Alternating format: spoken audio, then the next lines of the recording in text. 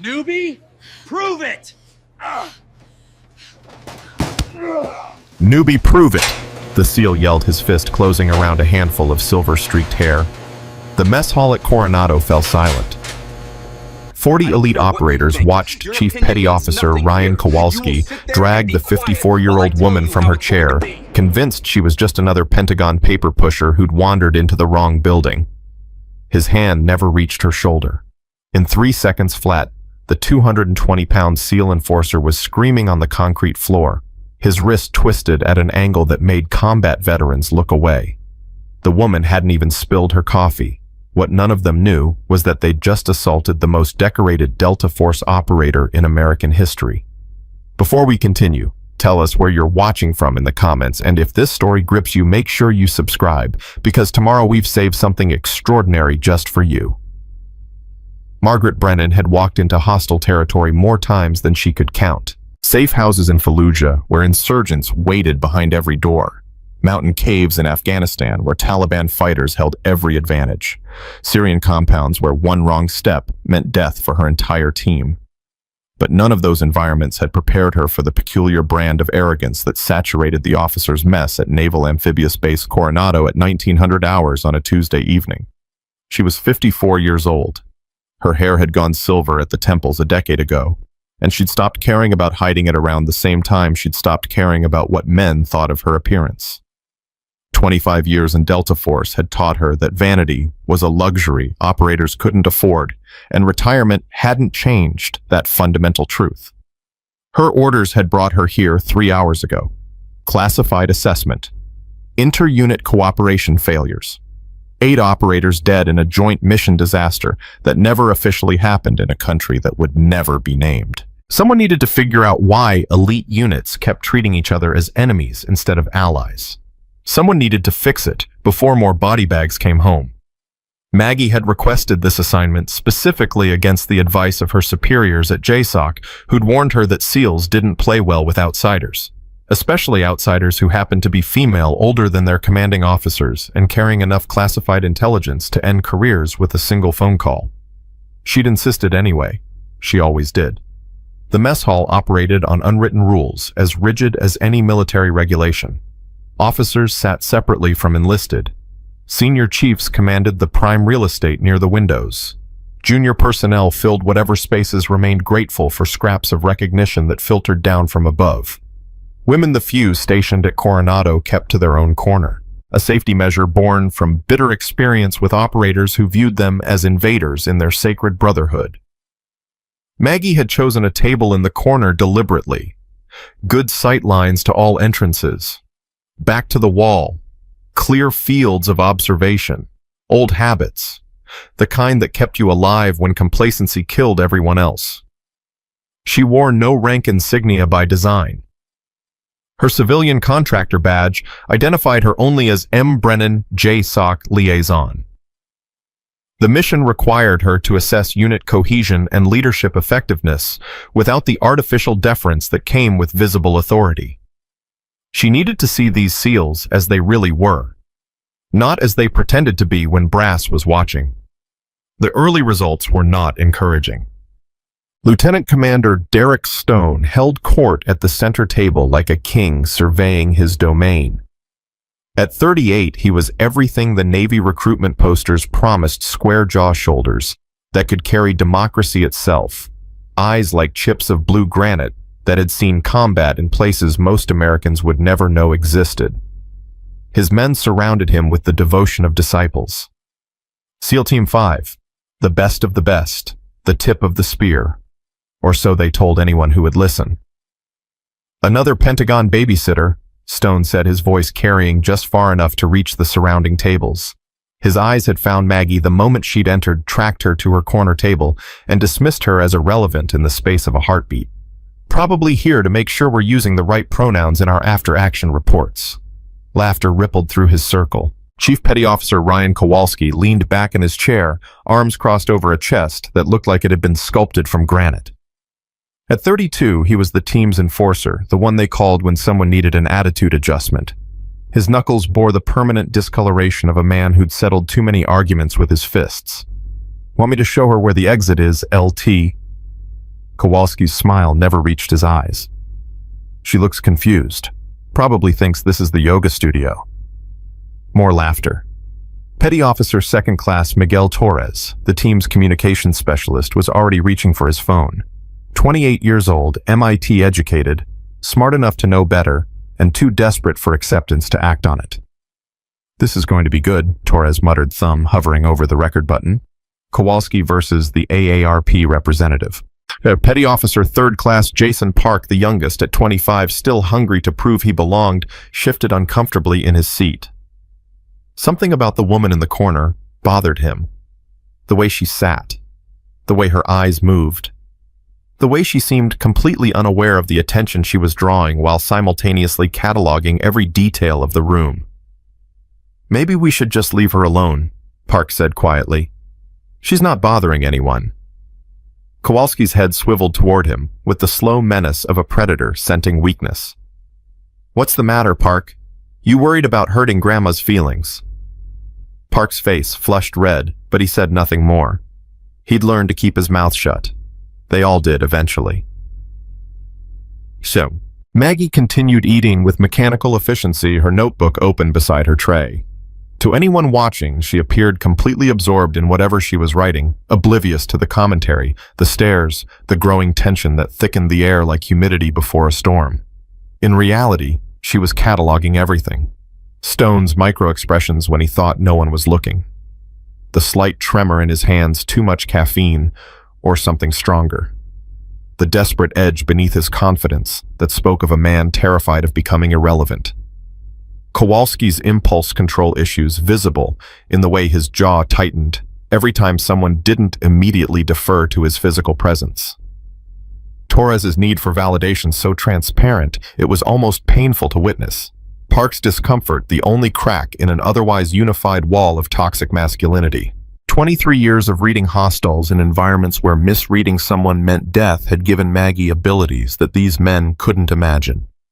She knew Kowalski would approach before he'd consciously decided to do it. She knew exactly what would happen when he did. She also knew it was necessary. Some lessons could only be taught through pain.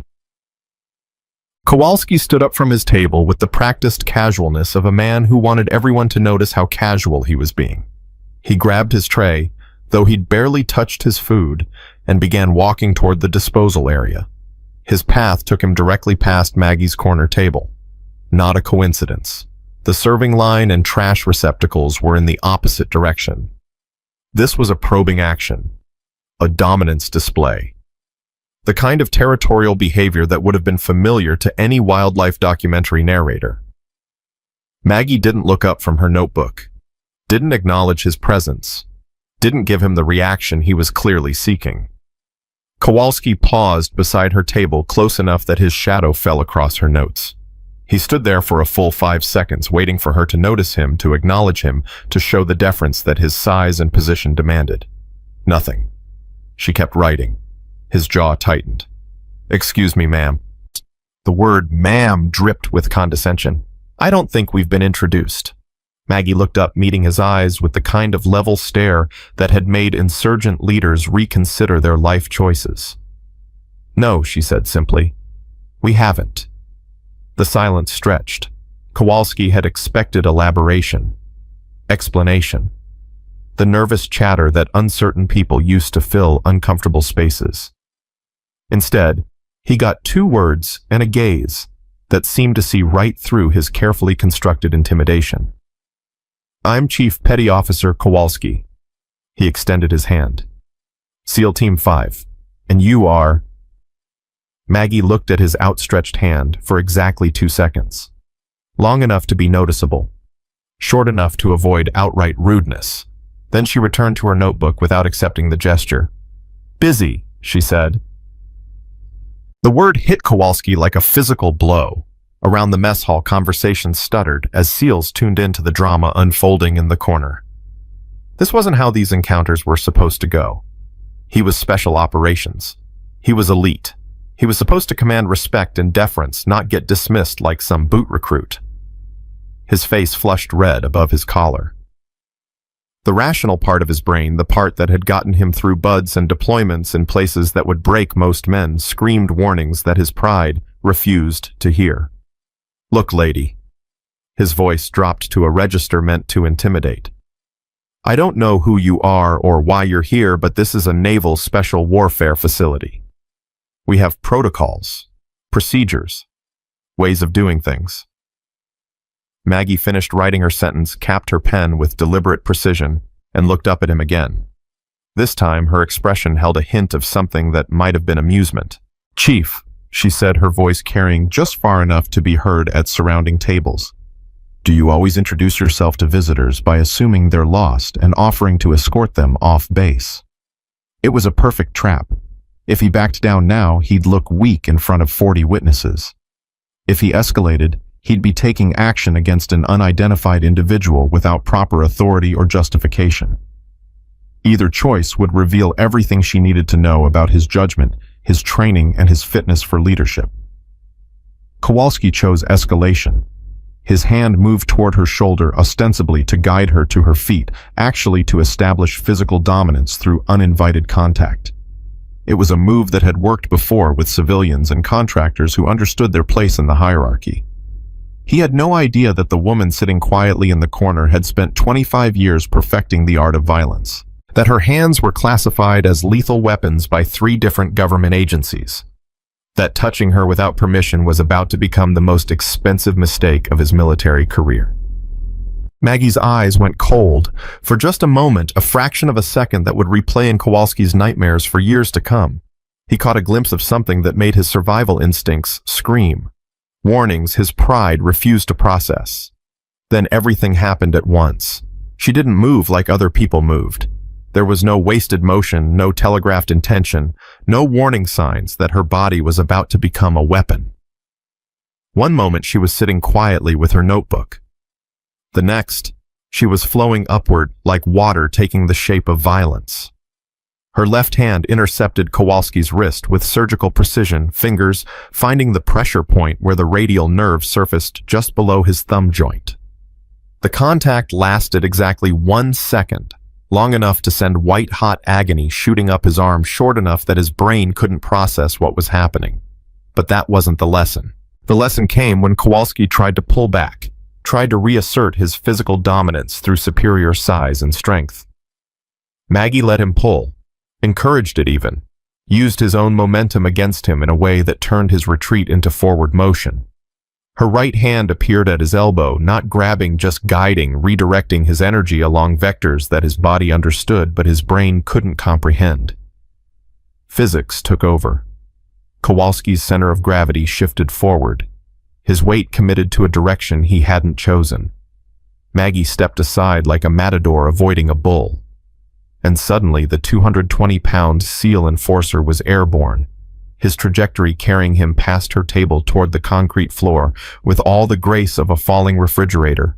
He hit hard, shoulder first, then hip, then the side of his face, in a sequence that sounded like someone dropping a sack of wet cement from a significant height.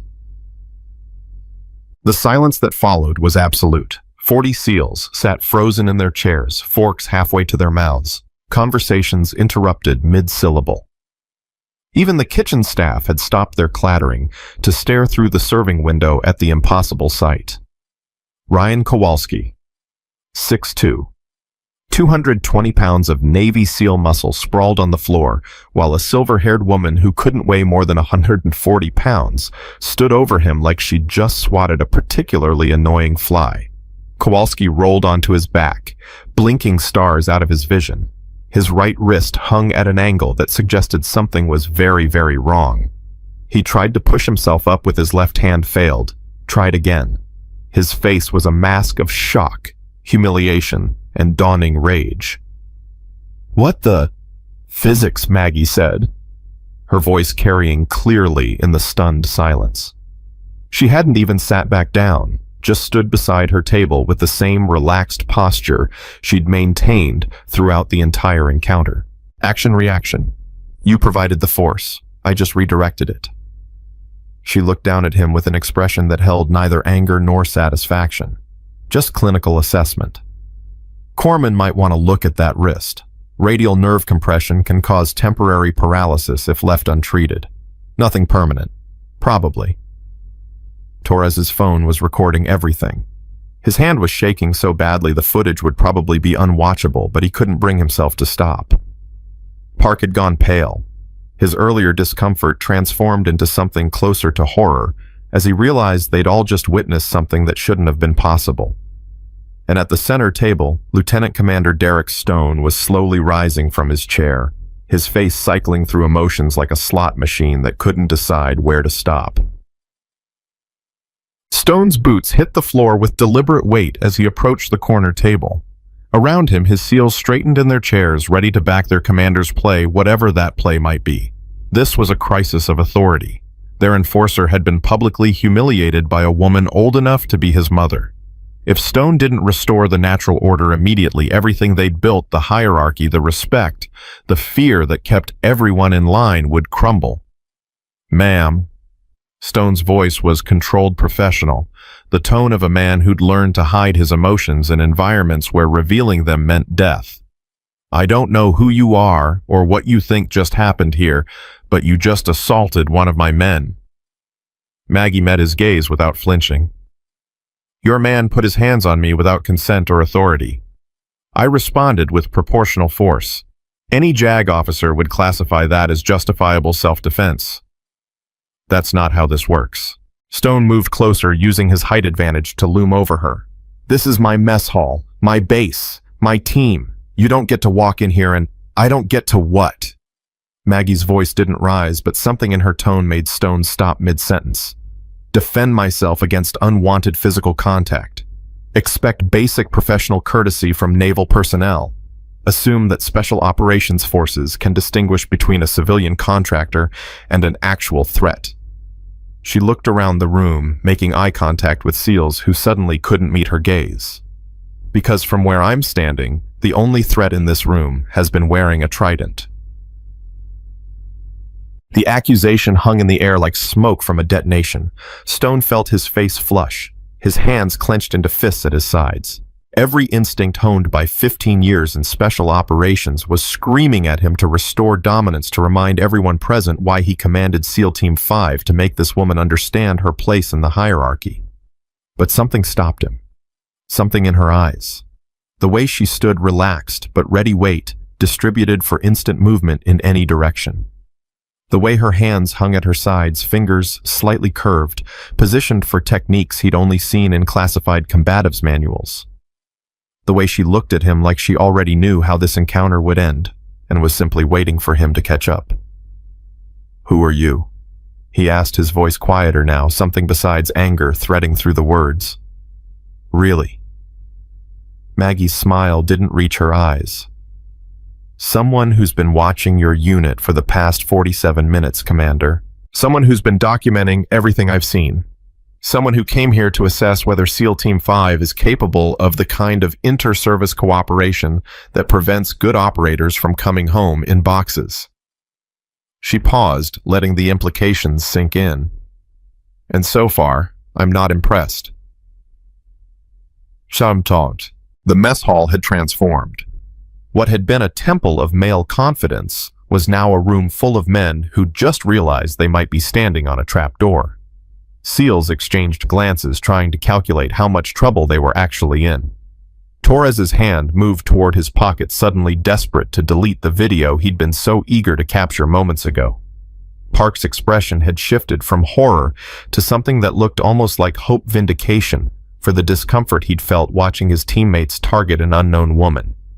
Kowalski had managed to get himself into a sitting position, his injured wrist cradled against his chest, his face a mask of pain and humiliation that would take months to process. Stone stood perfectly still, his tactical mind finally engaging with what his pride had been too loud to let him hear.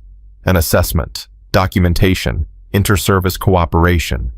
The phrases clicked into place like rounds being chambered. "Ma'am," he said carefully, "if you're conducting an official evaluation, there are protocols, notifications, chain of command considerations." "There are," Maggie agreed, "and they've all been followed. Your CO was briefed. Admiral Morrison approved the methodology. The fact that you weren't informed was deliberate. She tilted her head slightly, studying him like a specimen under a microscope. We needed to see how your team behaves when they think no one important is watching. The words landed like precision strikes. Every SEAL in the room understood exactly what they'd just revealed about themselves, their unit, and their fitness for the kind of joint operations that required trust between service branches. The assessment. Stone managed his voice rough. Is it over? Maggie was quiet for a moment. Long enough that hope began to wither in the chest of every man present. No, she finally said. It's just beginning. Tom. She reached into her jacket pocket and produced a slim leather wallet, opening it with the deliberate precision of someone who'd done this 1,000 times before. The identification card inside bore official SEAL's clearance levels and a photograph that left absolutely no doubt about her identity. Margaret Brennan, she said, GS-15 Joint Special Operations Command Inspector General, 25 years, Delta Force retired, currently attached to JSOC Strategic Assessment Division conducting classified evaluation of inter-unit cooperation protocols following the Objective Valiant disaster. The silence that followed was absolute. Objective Valiant. Every operator in the room knew that name, even if they'd never say it out loud. 8 men dead in a country that would never be named, killed not by enemy action, but by the kind of inter-service rivalry that turned allies into obstacles. Stone felt his stomach drop as the full implications crashed over him like a cold wave. She wasn't just some bureaucrat checking boxes. She was here because of the disaster, because SEALs and Delta and Rangers had been so busy protecting their turf that they'd gotten each other killed, because someone had to make sure it never happened again. And his team had just spent the last hour demonstrating exactly the kind of toxic culture that had led to those body bags. Commander Stone, Maggie's voice cut through his spiraling thoughts. Your team has approximately 12 hours to demonstrate whether the behavior I've witnessed tonight is an aberration or a symptom of deeper institutional failures. She gathered her notebook and pen, tucking them into her jacket with the efficiency of someone who'd completed thousands of similar operations. Tomorrow morning, 0500, Training Area Delta, you'll have the opportunity to prove that SEAL Team 5 is capable of adaptation cooperation and professional conduct that matches your supposed elite status. She looked around the room one final time, her gaze lingering on each face long enough to make clear that she'd remember every one of them. I suggest you use the intervening hours wisely. Study your protocols, review your procedures, think very carefully about the assumptions that brought you to this moment. She paused at the edge of the center table, looking down at Stone with an expression that held neither mercy nor malice, just the cold assessment of someone who'd seen too many good operators die because their brothers in arms couldn't check their egos. Because tomorrow's exercise will be observed by Admiral Morrison JSOC leadership and representatives from every service branch affected by the Valiant disaster. Your performance will determine not just your individual futures, but whether this team continues to exist. She walked toward the exit, her footsteps the only sound in a room that had gone completely silent. At the doorway, she paused without turning around. And gentlemen, the woman you just tried to intimidate has more confirmed kills than your entire team combined. I stopped counting at 47. She disappeared through the door, leaving 40 SEALs to contemplate the wreckage of their evening and wonder if they had any future left to salvage. The mess hall remained frozen for a full 30 seconds after Maggie's departure. Then everyone started talking at once. Did she just... Delta Force, are you kidding me? We're dead. We are so dead. Kowalski, you absolute moron! Stone held up his hand, and the chaos died as quickly as it had erupted. His team looked at him with expressions ranging from panic to desperation to the hollow-eyed shock of men who'd just watched their careers evaporate. Torres. His voice was quiet, controlled, dangerous. Tell me you didn't post that video anywhere. Torres's face went pale. No, sir. I mean, I was just recording. I didn't... It's still on my phone. Delete it. Now. Torres's thumb was already moving. Yes, sir. Already done, sir. Stone turned to Kowalski, who had managed to get himself into a chair, his wrist swelling visibly as he cradled it against his chest. "Medical, now." "And Kowalski?" "Sir, when they ask you how it happened, you slipped on a wet floor." "Understood." Kowalski's jaw tightened, but he nodded. "Understood, sir." It was a futile gesture, Stone knew. Whatever documentation Brennan had compiled over the past 47 minutes would tell the real story. But maintaining some semblance of control, even the illusion of it, was all he had left. Park cleared his throat, drawing Stone's attention. "Sir," I tried to say something, before Kowalski approached her. "I said we should leave her alone."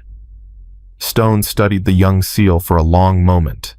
Park was 25, still green, still learning the unwritten rules that govern special operations culture. But tonight, he'd been the only one whose instincts had been right.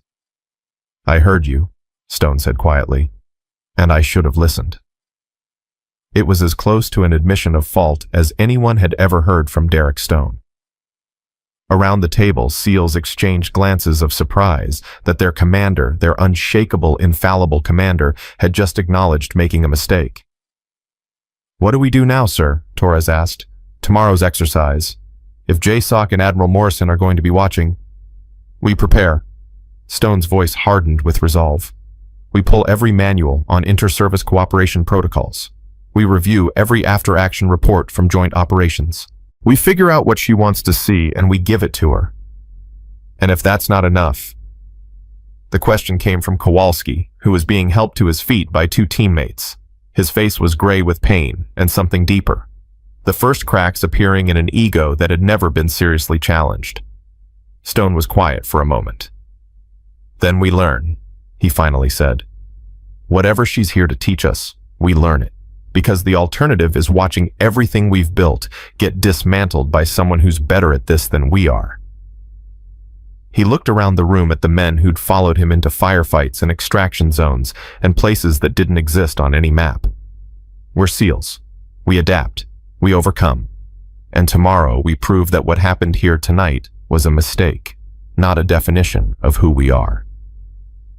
But as his team dispersed to begin their desperate preparations, Stone couldn't shake the image of Maggie Brennan's eyes when she'd looked at him.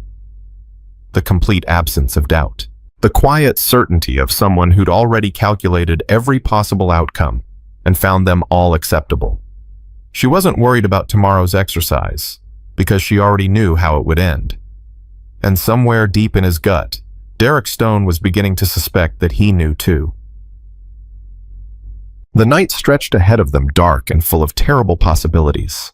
Somewhere on the base, a 54-year-old woman with silver-streaked hair was probably sleeping peacefully, unbothered by the chaos she'd left in her wake. Tomorrow, the real lesson would begin. And every SEAL who'd been in that mess hall was about to discover that confidence without competence was just elaborate preparation for failure.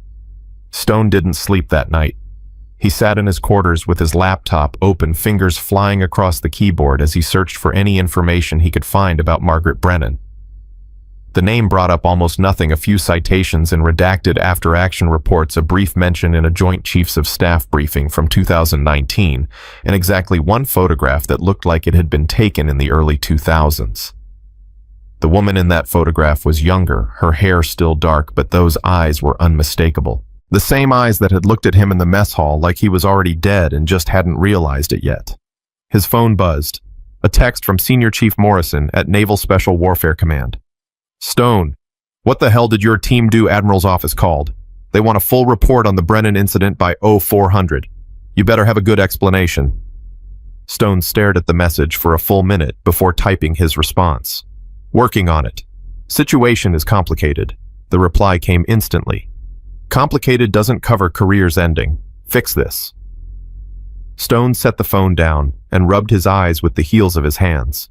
In 15 years of special operations, he'd never felt this kind of dread, the slow creeping certainty that he'd made a mistake so catastrophic that no amount of damage control could contain it.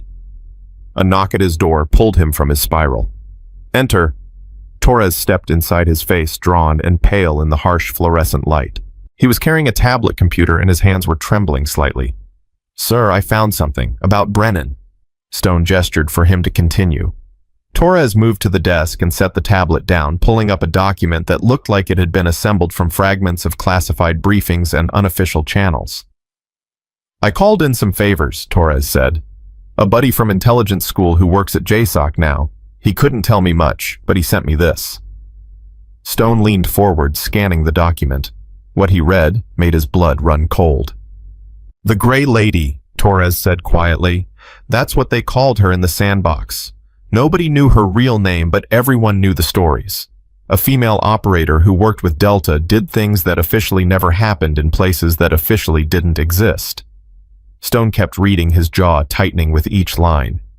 17 confirmed solo operations behind enemy lines. Extraction of high-value assets from locations that conventional forces couldn't reach. A kill count that was classified at levels so high that even the numbers were redacted. And one mission that stood out from all the others. Operation Crimson Dawn, 2018. Tehran. She went into Iran, Stone breathed. Alone. That's what my contact said. Torres's voice was barely above a whisper. Nobody knows exactly what she did there, but 6 months later, 3 senior members of the Revolutionary Guard were dead, and Iran's nuclear program was set back by 5 years. Stone sat back in his chair, the full weight of what they'd done finally settling on his shoulders. They hadn't just disrespected some Pentagon bureaucrat, they'd assaulted a legend. Does the rest of the team know? Torres shook his head.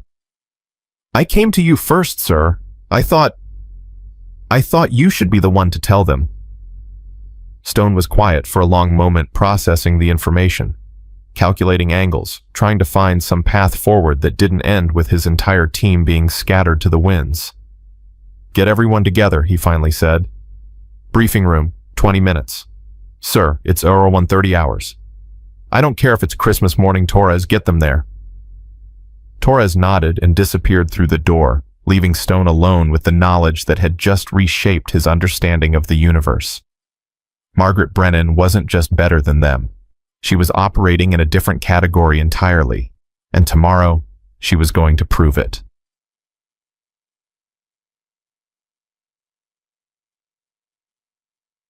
The briefing room was packed by 0200 hours. 40 SEALs sat in various states of exhaustion and anxiety, some still in PT gear, others looking like they'd been pulled from their racks mid-dream. Kowalski was there too, his right wrist wrapped in a medical brace, his face a mask of controlled fury that couldn't quite hide the fear beneath. Stone stood at the front of the room, the tablet Torres had given him, connected to the main display screen. Listen up, he said, and the murmured conversations died instantly. What I'm about to show you doesn't leave this room. Understood? 40 heads nodded. Stone pulled up the document. Her name is Margaret Brennan, 54 years old. 25 years Delta Force retired at the rank of Command Sergeant Major. Current assignment JSOC, Inspector General Strategic Assessment Division. He paused, letting that sink in. But that's just the official record. Here's what they don't put in the personnel files. The next slides showed fragments of intelligence reports, redacted mission summaries, and the call sign that had made Stone's blood run cold. The Gray Lady. The room went absolutely silent. Every operator present knew that name. It was whispered in SOF circles like a ghost story, a female operative who'd done things that male operators couldn't or wouldn't do. Infiltration operations that required a cover that no man could provide. Honey traps that ended with high-value targets dead, and intelligence agencies scrambling to figure out what had happened. And solo missions into places where sending a team would have started a war. She's real, Stone continued. She's here. And we spent 47 minutes showing her exactly why our unit needs to be disbanded. Kowalski's good hand clenched into a fist. Sir, with all due respect, save it, Chief. Stone's voice was ice. You put your hands on a woman who's killed more enemies of this country than most infantry battalions. You're lucky she decided to educate you instead of eliminate you. The words landed like physical blows. Kowalski's jaw worked, but he said nothing.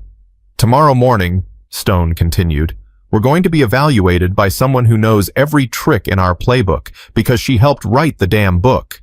Admiral Morrison will be watching, JSOC leadership will be watching, and representatives from every service branch affected by the Valiant disaster will be watching. He looked around the room, making eye contact with each man. We have 5 hours to figure out how to survive what's coming. So here's what we're going to do. The next 4 hours were the most intense preparation Stone had ever conducted. They pulled every manual on joint operations protocols. They reviewed every after-action report from combined exercises with other service branches. They ran through tactical scenarios that emphasized cooperation over competition. But more than the technical preparation, Stone forced his team to confront something they'd spent years avoiding, their own assumptions.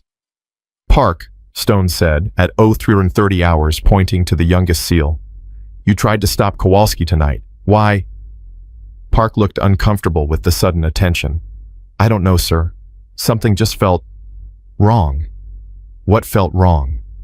The way she was sitting. Park's brow furrowed as he tried to articulate something he'd only understood instinctively. She wasn't nervous. Anyone else walking into our mess hall alone, they'd be at least a little uncomfortable. But she wasn't. She was watching, like she was taking notes on everything we did. Stone nodded slowly. Good.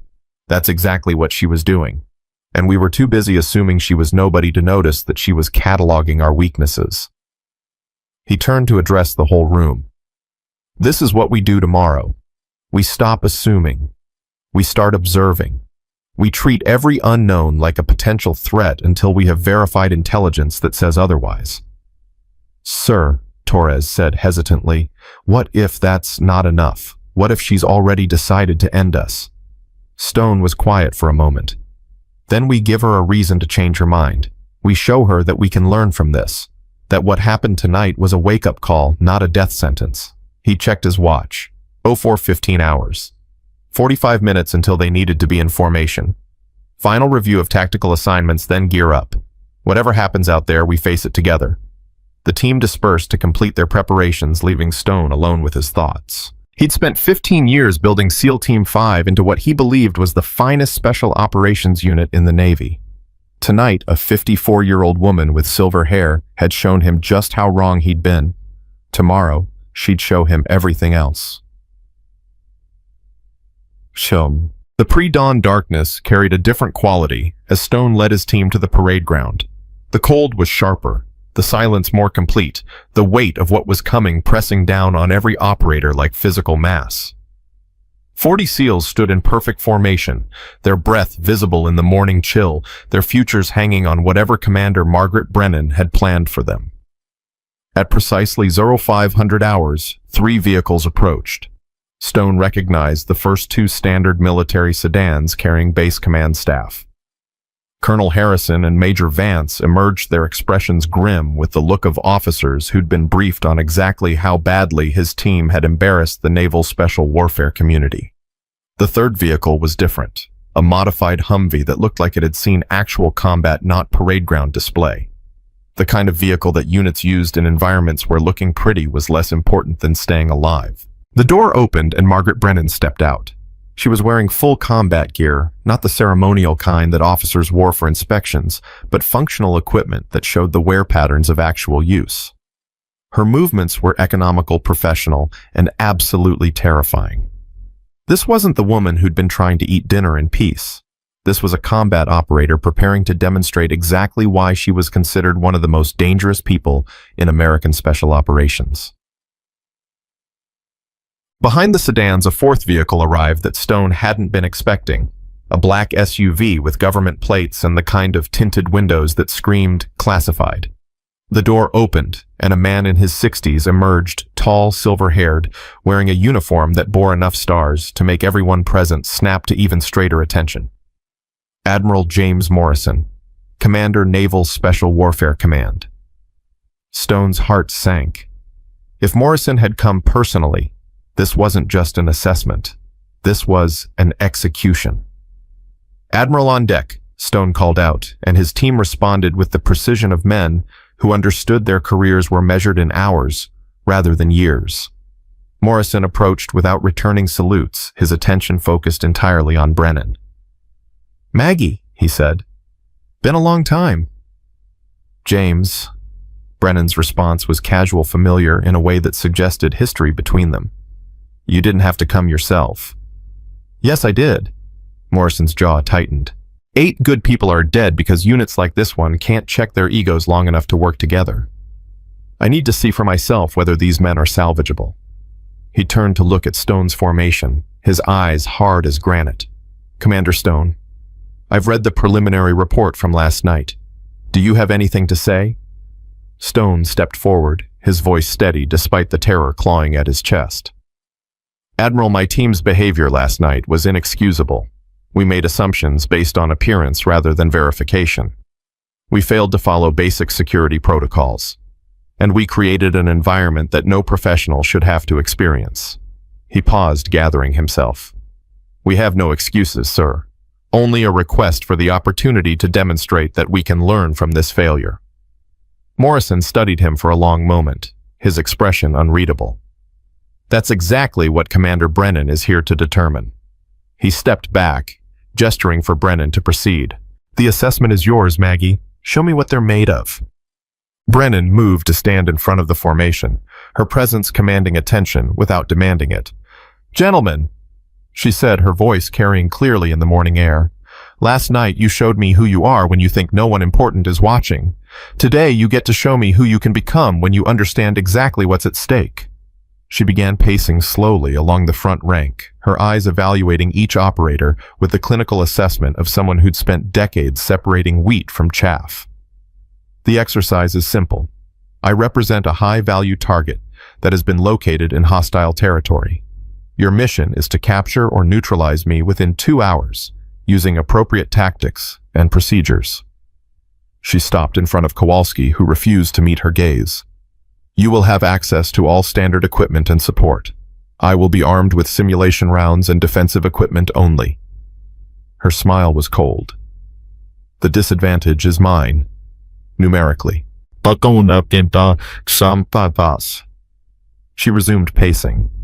"The exercise area encompasses training area delta, approximately 4 square kilometers of varied terrain. You have 15 minutes to plan your operation. I will give you a 5-minute head start before beginning evasion." Stone raised his hand. "Ma'am, rules of engagement. Standard training protocols. Simulation rounds, physical contact as necessary for capture. Nothing that will cause permanent damage." She paused, and something flickered in her eyes. "I will extend you the same courtesy." "Probably." The word probably hung in the air like a threat. "Final question," Torres called out. "Ma'am, what happens if we fail?" Brennan's expression didn't change. "The evaluation report I submit to JSOC will recommend immediate disbandment of SEAL Team 5 with personnel redistributed to other commands. Your commanding officer will face disciplinary review for failure to maintain unit standards. And the record of your performance will become a case study in what happens when elite units forget that excellence requires humility." She checked her watch with military precision. 15 minutes, gentlemen. Use them wisely." Stone's mind raced as he gathered his team leaders around the tactical planning table. 4 square kilometers, 2 hours, one target who'd spent 25 years learning how to disappear. The odds were impossible, but impossible was what SEALs trained for. "Overlapping search grids," Stone said, marking positions on the terrain map. 3-man teams, constant communication, mutually supporting movements.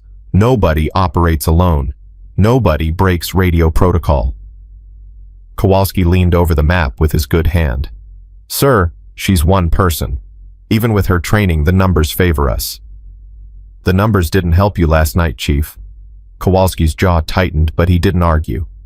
"Torres, I want comms established with all teams within 5 minutes of execution. Park, you're running Overwatch from the eastern ridge. Jackson, your team takes the central sector." He assigned positions rapidly, his tactical mind working through scenarios, even as part of him whispered that none of it would matter.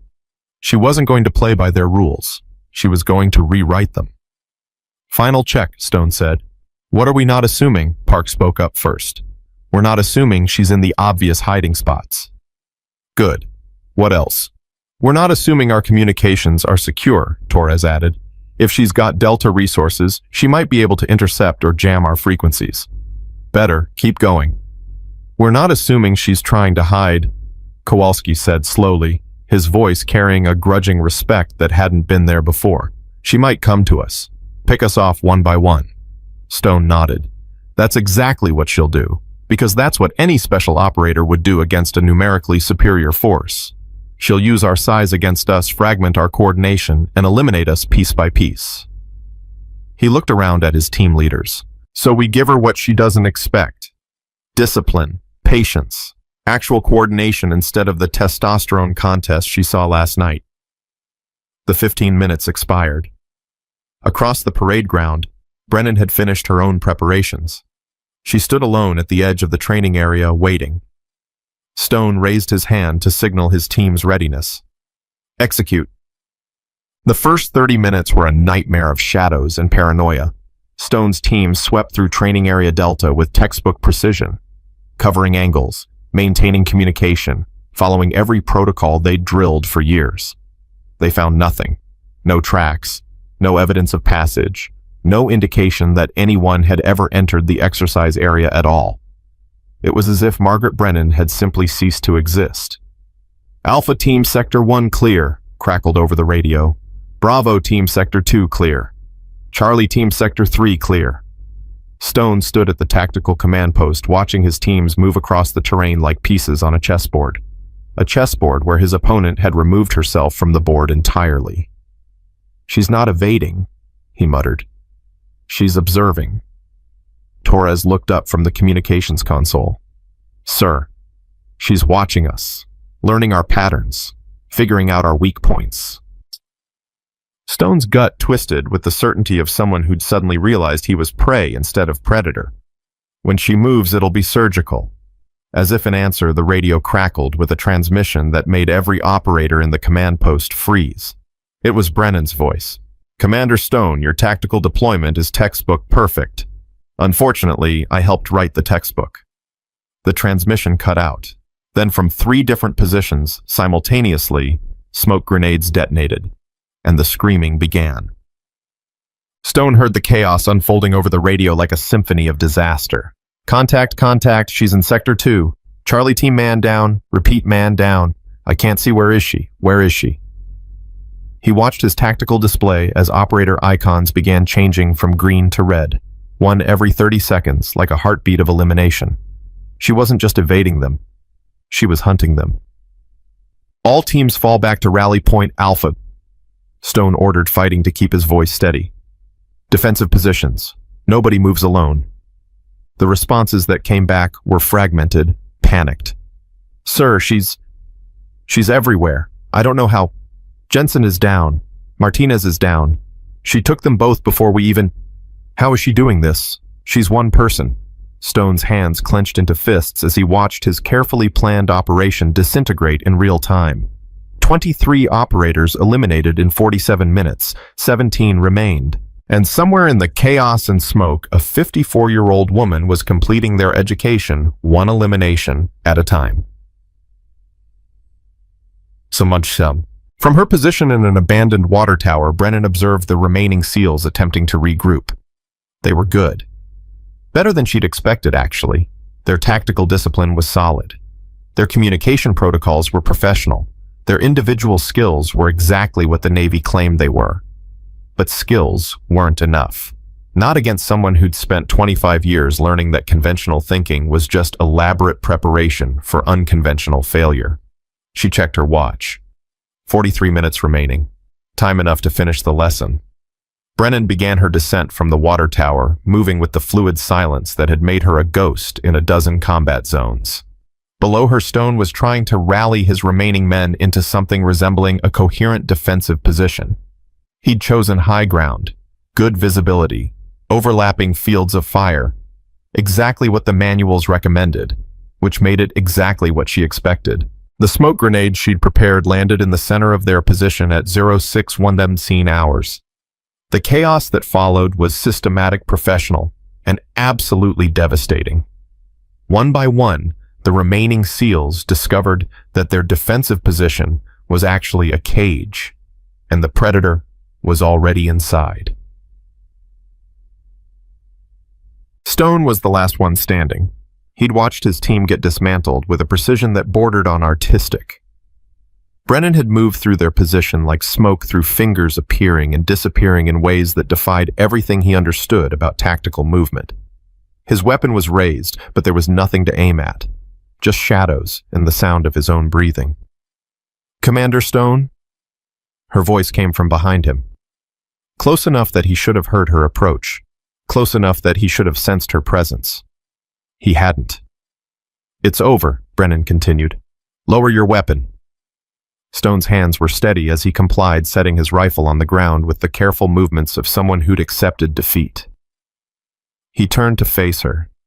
She stood 3 meters away, not even breathing hard.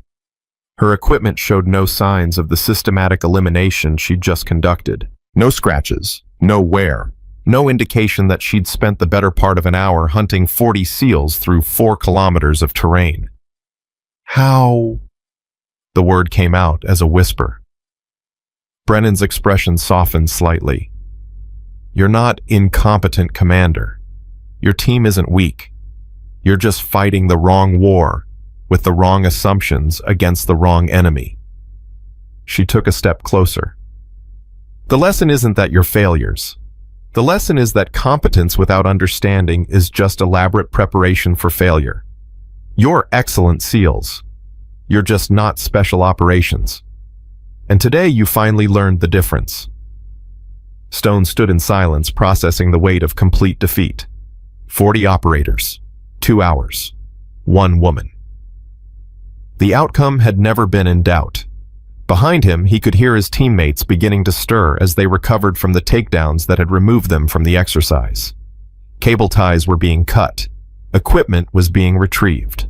But nobody was speaking. Because every one of them had just received an education that would reshape their understanding of warfare for the rest of their careers. And the woman who'd delivered that education was already walking toward the observation post where Admiral Morrison waited to deliver his verdict on their futures. Stone gathered his team in formation as Brennan walked toward the observation post where Admiral Morrison stood watching. Nobody spoke. Nobody needed to. The evidence of their defeat was written in every face, every posture, every pair of eyes that couldn't quite meet the gaze of the man beside them. 40 SEALs who'd entered the exercise, convinced of their superiority, now stood in the wreckage of that conviction, waiting to learn whether they had any future left. Kowalski had been eliminated in the first wave. His wrist brace made him clumsy slow, and Brennan had used that against him with surgical precision. He'd gone down without even seeing her approach, a pressure point strike that dropped him like his strings had been cut. Torres had lasted longer, using his technical skills to track communication frequencies and predict Brennan's movement patterns. He'd been wrong about every prediction. She'd appeared behind him while he was still trying to figure out where she was, her voice calm as she informed him that his tactical display was showing him exactly what she wanted him to see. Park had surprised everyone, including himself. He'd been the only operator to actually get close to her, his instincts compensating for what his training couldn't provide. She'd taken an extra 3 seconds to neutralize him, which in special operations terms was practically a compliment. But in the end, none of it had mattered. 40 operators, 1 woman, 93 minutes. The outcome had been inevitable from the moment she'd entered that training area. Admiral Morrison approached the formation with the measured pace of a man who'd seen enough military careers end to know what it looked like. His face was unreadable. Stone snapped to attention, his team following suit with the precision of men who understood that their next few minutes would determine everything. "At ease," Morrison said, though his tone suggested there was nothing easy about what was coming. The formation relaxed slightly, though tension still crackled through the air like static electricity. Morrison turned to Brennan, who had positioned herself to the side, her expression neutral but watchful. "Commander Brennan, your assessment." Brennan stepped forward, her voice carrying clearly to every operator present. "Admiral, I've completed my evaluation of SEAL Team 5's operational readiness and inter-service cooperation capability. She paused, letting the weight of the moment settle. My findings are as follows. Stone felt his stomach drop. This was it. Tactical competence is above average. Individual skill levels meet or exceed Navy standards. Physical conditioning is excellent. Equipment maintenance is exemplary. A flicker of hope sparked in Stone's chest. Then Brennan continued. However, the unit demonstrates critical deficiencies in threat assessment, assumption verification, and inter-service cooperation protocols. The incident in the mess hall last night revealed institutional biases that compromise operational effectiveness and create hostile environments for joint operations. She looked directly at Stone. In a real-world scenario involving cooperation with other service branches, the attitudes demonstrated by this unit would result in mission failure and potential loss of life. This is not speculation. This is exactly what happened during Objective Valiant. The words landed like artillery shells. Every operator present knew about Valiant. 8 dead because units couldn't work together. 8 families destroyed because egos mattered more than mission success. My preliminary recommendation, Brennan said, is that SEAL Team 5 be placed on probationary status pending completion of mandatory inter-service integration training. Stone blinked. Probationary status. Not disbandment, not destruction. A chance. Morrison's expression didn't change. Probationary status, he repeated. Not disbandment. No, sir. Brennan's voice was firm. Disbandment would be the easy option. It would also be the wrong one. Explain. Brennan turned to address the formation, her gaze sweeping across faces that ranged from confused to hopeful to still shell-shocked. What I witnessed last night was ugly, unprofessional, exactly the kind of institutional arrogance that gets people killed. She paused. But what I witnessed this morning was something different. Stone straightened slightly, uncertain where this was going. Commander Stone's tactical planning was sound. His team's execution was disciplined. When they realized they were outmatched, they adapted rather than doubling down on failed approaches.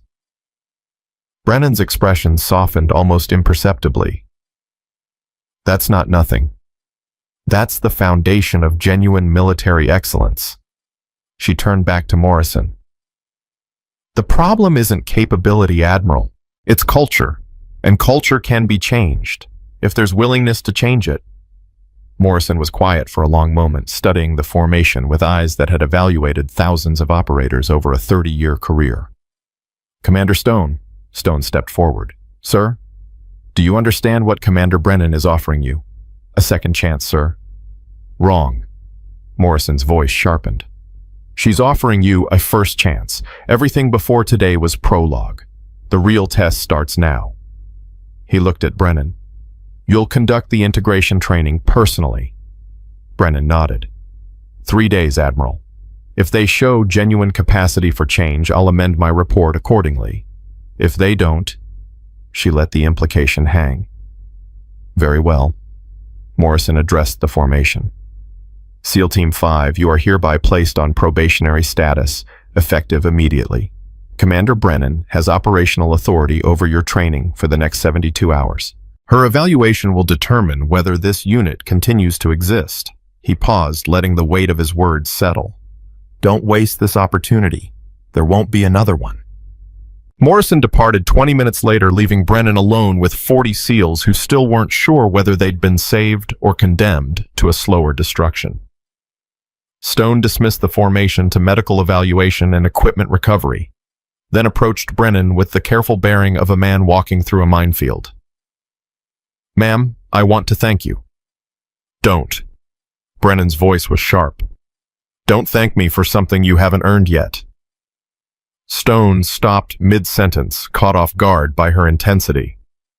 What happened this morning wasn't mercy, Commander. It was investment. I've seen enough good operators destroyed by bad culture to know that punishment rarely fixes the underlying problem. Her eyes held his with uncomfortable directness. You have 72 hours to prove that investment was justified. If you fail, I will personally ensure that every man in this unit spends the rest of his career in a supply depot in Alaska." Stone swallowed hard. "Understood, ma'am." "Good." Brennan checked her watch. 1300 hours. Full team assembly briefing room 3. We begin with the hardest lesson first. "Which lesson is that, ma'am?" Brennan's smile was cold. "Accountability." The briefing room fell silent as Brennan entered at precisely 1300 hours. 40 SEALs sat in rows, their expressions ranging from wary to hostile to genuinely curious. The medical evaluations had revealed no serious injuries from the morning's exercise.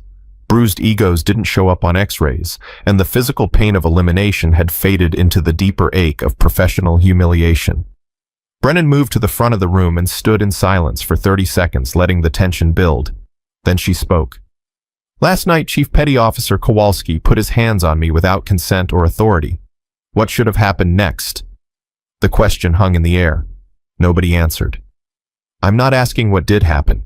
I'm asking what should have happened according to every regulation, protocol, and professional standard you've been trained to follow." Still nothing. Brennan pointed at Park, the youngest operator in the room. "Petty Officer Park, you tried to stop it. What should have happened?" Park looked like he wanted to disappear, but he answered. "Someone should have verified your identity and purpose on base, ma'am. Standard security protocol. And physical contact with unidentified personnel should never be initiated without clear threat assessment. So why didn't anyone do that?" The silence stretched. "Because we made assumptions," Stone said finally, "based on your appearance, your gender, your age." Brennan nodded slowly. "Assumptions. Let's talk about those." She moved to the center of the room, forcing operators to turn in their seats to follow her. "When I walked into your mess hall, what did you see?" "A woman," someone muttered. "More specifically." "An older woman." Torres's voice was barely above a whisper. "Civilian contractor badge. No visible rank. Nobody we needed to worry about." "Nobody you needed to worry about." Brennan repeated the words with clinical precision.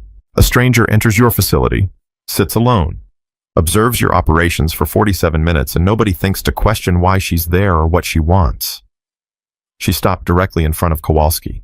"Chief, when you approached me, what were you trying to accomplish?" Kowalski's jaw tightened, but he answered. "I was establishing dominance, ma'am, showing you that you didn't belong in our space." "Why didn't I belong?" The question forced Kowalski to confront something he'd never had to articulate before. Because you didn't fit what we expected, what we thought a threat looked like. And what does a threat look like? Kowalski was quiet for a long moment. "I don't know anymore, ma'am." Oh. Brennan let that admission settle before continuing. 6 months ago, a Marine patrol in Syria made similar assumptions about a woman they encountered at a checkpoint.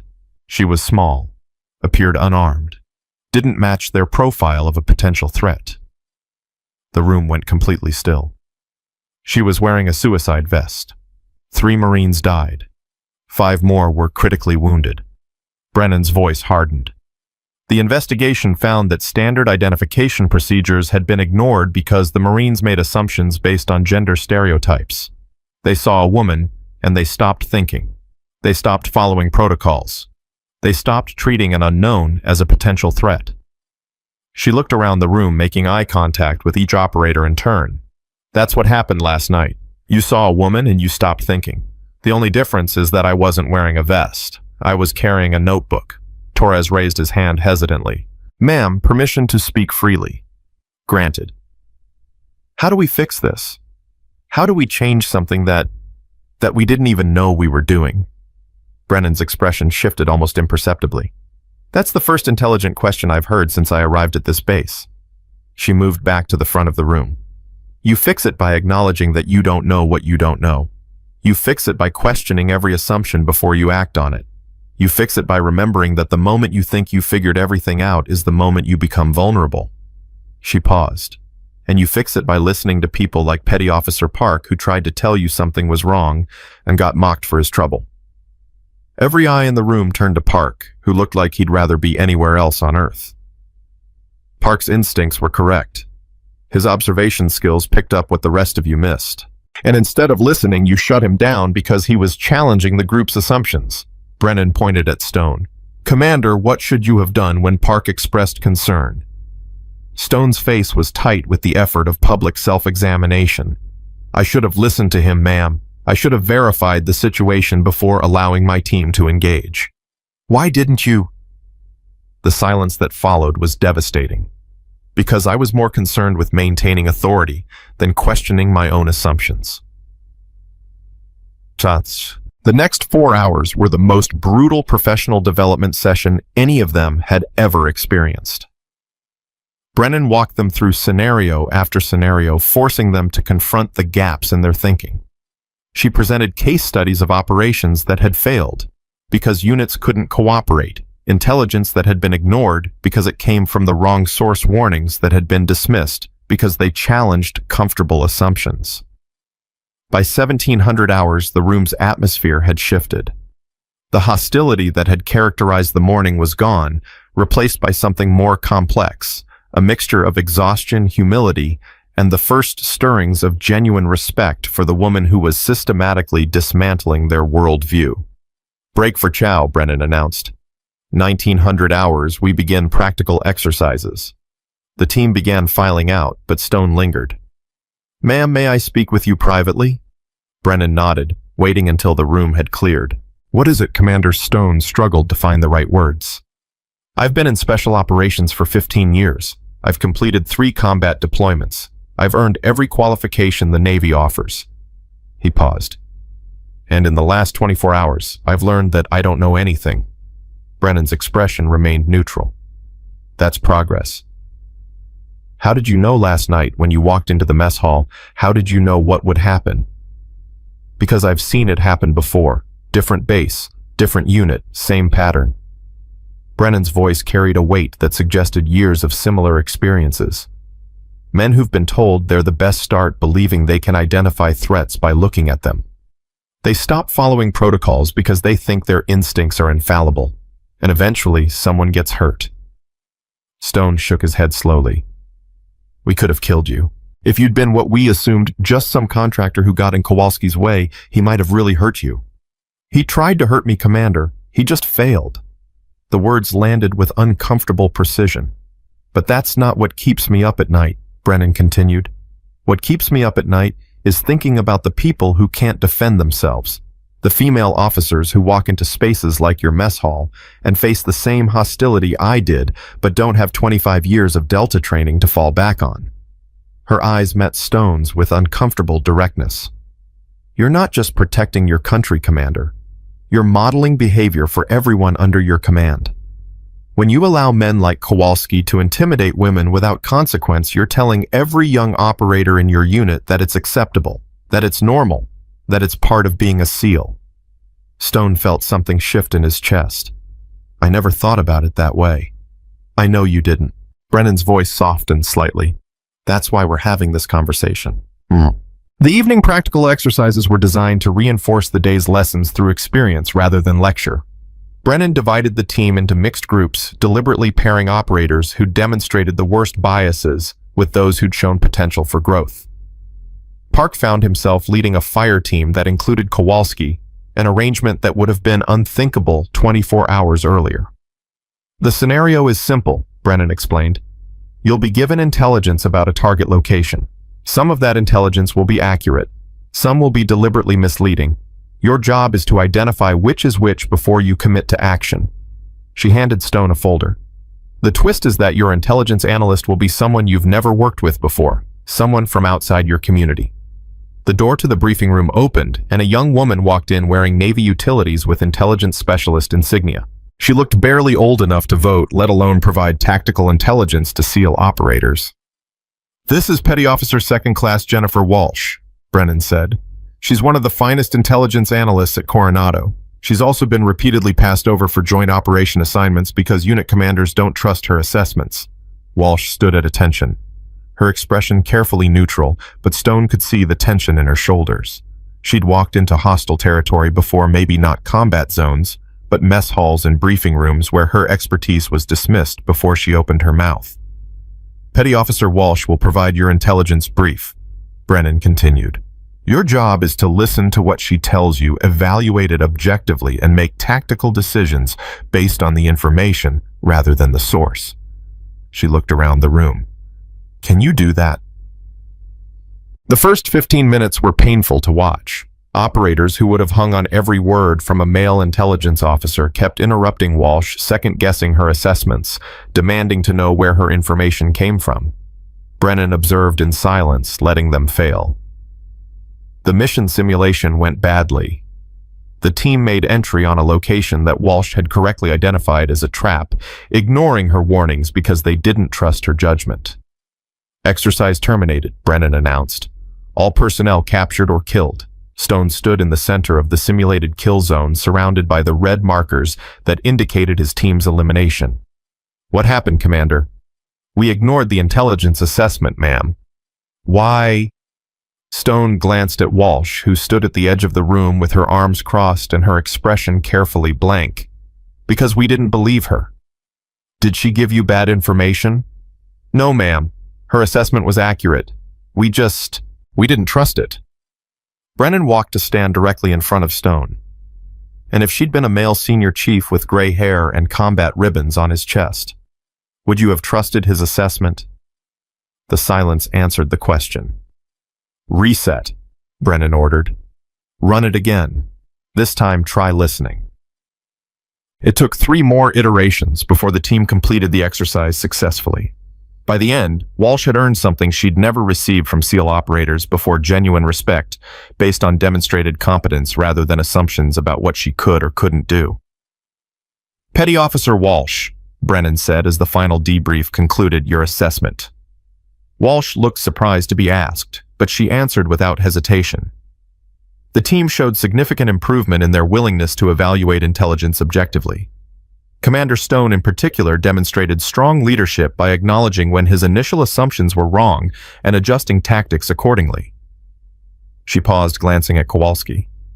Chief Kowalski was the last to adapt, but by the 4th iteration he was actively incorporating my assessments into his tactical decisions. That's progress. Kowalski's jaw tightened, but he nodded slightly, the closest thing to acknowledgement Walsh had ever received from him. Thank you, Petty Officer. Brennan dismissed Walsh, then turned to address the team.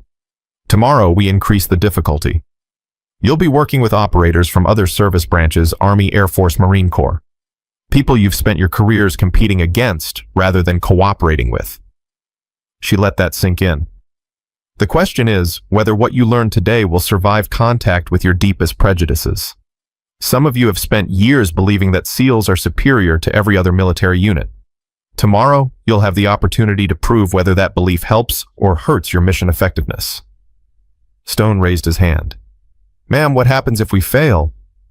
Brennan's expression was unreadable. Then I'll know that tonight's progress was performance rather than transformation, and my report will reflect that. She checked her watch. 0500, Training Area Delta. Get some sleep, gentlemen. Tomorrow determines everything. Stone didn't sleep again that night. But this time it wasn't fear that kept him awake. It was the beginning of understanding.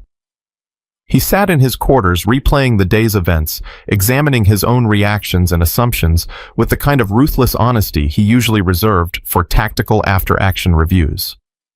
The woman he'd dismissed as a bureaucrat 24 hours ago had shown him something he'd never wanted to see: the gap between who he thought he was and who he actually was. It wasn't comfortable. But it was necessary. A knock at his door interrupted his thoughts. Enter. Kowalski stepped inside, still wearing his wrist brace, his expression a complicated mixture of emotions that Stone had never seen on his enforcer's face before. Sir, permission to speak freely. Granted. Kowalski was quiet for a moment, struggling to find words. I've been in the Navy for 12 years. I've done things I'm proud of and things I'm not, but I've never... He stopped, started again. I've never had to look at myself the way she made me look at myself today. Stone nodded slowly. I know what you mean. When I grabbed her in the mess hall, I thought I was being strong. I thought I was defending our territory, showing her that she didn't belong. Kowalski's voice cracked slightly. She could have destroyed me. Not just my career destroyed me, and instead, she gave me a chance to learn. She gave all of us that chance. Why? The question came out raw, confused. After what we did to her, why would she give us anything? Stone was quiet for a long moment. Because she's not trying to punish us, Chief. She's trying to make us better. And you can't make someone better by destroying them. Kowalski stood in silence, processing that. I'm going to apologize to her, sir.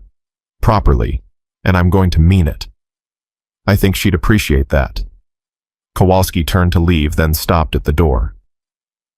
Sir, for what it's worth, I'm glad she beat us. We needed it. The door closed behind him, leaving Stone alone with the growing certainty that something fundamental was shifting in his team. Whether it would be enough remained to be seen. But for the first time since Brennan had walked into their mess hall, Derek Stone felt something that might have been hope. Day 2 began with a shock that nobody expected. Stone had assembled his team at 0500 as ordered, 40 SEALs standing in formation with the grim determination of men who understood their futures hung by threads.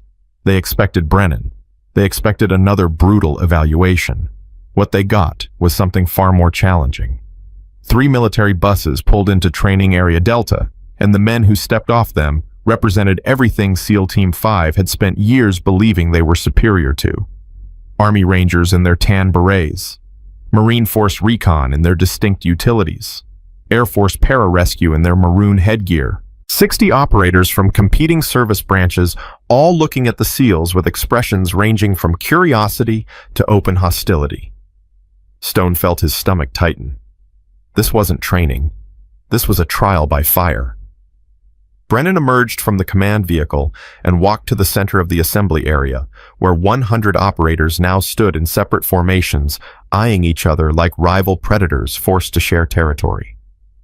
Gentlemen, she said, her voice carrying clearly across the distance, welcome to the most important exercise of your careers. She gestured to the mixed formations. For the next 48 hours, you will conduct joint operations as integrated units. SEALs will work alongside Rangers.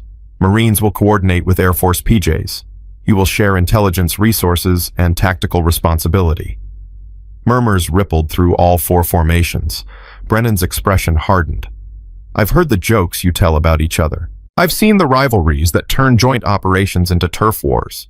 I've watched good operators die because units like yours couldn't put mission success above inter-service competition. She paused, letting the weight of her words settle. 8 people died during Objective Valiant. Not because they lacked skill, not because they faced an overwhelming enemy. They died because the units involved spent more time protecting their egos than protecting each other. The murmurs stopped. Today, you prove that you've learned something from their deaths. Or you prove that you haven't. The first integration exercise was designed to expose exactly the failures Brennan had described. Stone found himself assigned to lead a mixed fire team that included 2 Rangers, a Marine sniper, and an Air Force combat controller. His SEALs, Kowalski, Torres, and Park, rounded out the 8-man element. The mission brief was straightforward, secure: a compound extract a high-value target, exfiltrate to a designated recovery point. Simple on paper, impossible in practice when half your team didn't trust the other half. Commander Stone. The voice belonged to Army Captain Marcus Webb, a Ranger officer with enough combat ribbons to indicate he'd earned his place at the table. I've heard a lot about SEAL Team 5 in the last 24 hours. Stone met his gaze steadily. I imagine you have. The woman your chief grabbed in the mess hall. Webb's expression was unreadable. She extracted my brother from a POW camp in 2019. Solo operation. He's alive because of her. Stone felt the words land like physical blows. I didn't know that. Nobody knows anything about what she's done, that's the point. Webb moved closer, his voice dropping. When I heard what your team did, I wanted to come down here and teach you a lesson myself. But she asked us to give you a chance. Why would she do that? Because she believes people can change. Webb's jaw tightened. I'm not as optimistic. Prove her right, Commander, for your sake and ours. The exercise began at 0700. Within 30 minutes, everything fell apart. Stone's SEALs moved in their practiced patterns, fast and efficient, but completely disconnected from the Rangers and Marines who operated using different protocols and communication systems. The Air Force combat controller tried to coordinate air support, but his requests got lost in the chaos of 4 units that had never trained together. Brennan watched from the observation post as the mission collapsed in slow motion. Target compound is 200 meters ahead, Torres reported over the radio. SEALs are in position for breach. Negative on breach, Webb's voice crackled back. Ranger element is still maneuvering. You'll hit the objective without flank security. We don't need flank security. We can clear the compound in 60 seconds. That's not the mission, Torres. The mission is coordinated action. The mission is target extraction. How we do it doesn't matter. Stone cut in before the argument could escalate. Torres, hold position. Webb, how long until your element is set? 3 minutes. 3 minutes in an operation where seconds mattered. Stone could feel his SEALs bristling at the delay, their instincts screaming to move to act, to prove their superiority. But he'd learned something in the last 48 hours. All elements hold position until Captain Webb confirms ready status. We move together, or we don't move at all. The silence that followed was thick with unspoken objection. But nobody challenged the order. The coordinated breach went smoothly once all elements were in position. SEALs cleared the primary structure while Rangers secured the perimeter. The Marine sniper provided overwatch that prevented an ambush the SEALs would have walked into if they'd moved alone. The Air Force combat controller called in simulated air support that neutralized a vehicle-mounted threat. It wasn't elegant, it wasn't fast, but it worked. Target secured, Stone reported. Preparing for exfil. Brennan's voice came over the command frequency. Well done. Now here's where it gets interesting. The scenario shifted without warning. What had been a simple extraction became a running firefight as simulated enemy reinforcements arrived from 3 directions. The compound that had been secure moments ago became a death trap. We need to move, Kowalski shouted. Now. Which direction? Webb demanded. My element has the eastern route covered, but we're taking fire from the north. Marine sniper, can you suppress the northern approach? Negative. I'm pinned down. Need someone to draw their fire. The situation was deteriorating by the second. Stone could feel the old instincts surging, take control, issue orders, let the SEALs do what SEALs did best. But that wasn't the lesson. Webb, I need your tactical assessment. You've got eyes on more of the battlefield than I do. The request surprised everyone, including Webb. There's a drainage ditch running southeast, Webb said after a moment. It's not on the maps, but my point man spotted it during approach. We can use it for covered exfil if your SEALs provide suppressive fire while we move. Can you take the package? Affirmative. Stone made the decision in a heartbeat. Rangers take the target. SEALs provide cover. Marines maintain overwatch. PJ coordinates extraction point. Execute. It went against every instinct he'd developed in 15 years of special operations. SEALs didn't hand off targets to Army. SEALs completed the mission themselves. But Stone was learning that mission success mattered more than who got the credit. The extraction succeeded. Not cleanly, not perfectly, but successfully. The high-value target reached the recovery point with all operators accounted for, and the after-action review revealed something that surprised everyone present. Best inter-service coordination I've seen in 3 years of evaluation exercises. The assessment came from Colonel Harrison, who had observed the operation from the command post alongside Brennan and Admiral Morrison. The initial approach was rocky, Harrison continued. But once Commander Stone made the decision to defer tactical control to Captain Webb's assessment, the operation transformed. That's not easy for any unit commander to do, especially in front of his own men. Morrison nodded slowly, his expression thoughtful. Commander Brennan, your evaluation. Brennan stepped forward, her gaze moving across the assembled operators from all 4 service branches. What I witnessed this morning was a unit in transition. The old patterns are still there, the competition, the ego, the instinct to prove superiority. But there's something else now, a willingness to question those patterns, A recognition that maybe, just maybe, the other guy might know something you don't. She stopped in front of Stone. "Commander, when you deferred to Captain Webb's tactical assessment, what were you thinking?" Stone considered the question carefully. "I was thinking that he had better situational awareness than I did, that his solution would work, that the mission mattered more than who got credit for completing it. And 6 months ago, before Valiant," Stone's jaw tightened. "6 months ago, I would have insisted on doing it the SEAL way, even if it got people killed." The admission hung in the air, raw and uncomfortable and absolutely necessary. "That's growth," Brennan said. "That's what transformation looks like. Not the absence of ego, but the ability to recognize when ego is getting in the way of the mission." She addressed the full assembly. "This afternoon's exercise will be harder. You'll be forced to trust each other in ways that go against everything you've been trained to believe. Some of you will fail. Some of you will surprise yourselves with what you're capable of becoming." Her voice hardened. "But one thing is certain, the operators who leave this training area tomorrow will not be the same ones who arrived today. The only question is whether the change will be for better or worse." So, the afternoon exercise shattered everything Stone thought he knew about joint operations. Brennan had designed a scenario that required absolute trust between service branches, a hostage rescue where failure of any single element meant mission collapse. SEALs had to rely on Ranger reconnaissance. Marines had to follow Air Force tactical coordination. Every ego, every rivalry, every years of competitive conditioning had to be suppressed in service of a common objective. The first 3 attempts failed catastrophically. Units fell back on their ingrained patterns, competing rather than cooperating, and simulated hostages died while operators argued about approach vectors and breach authority.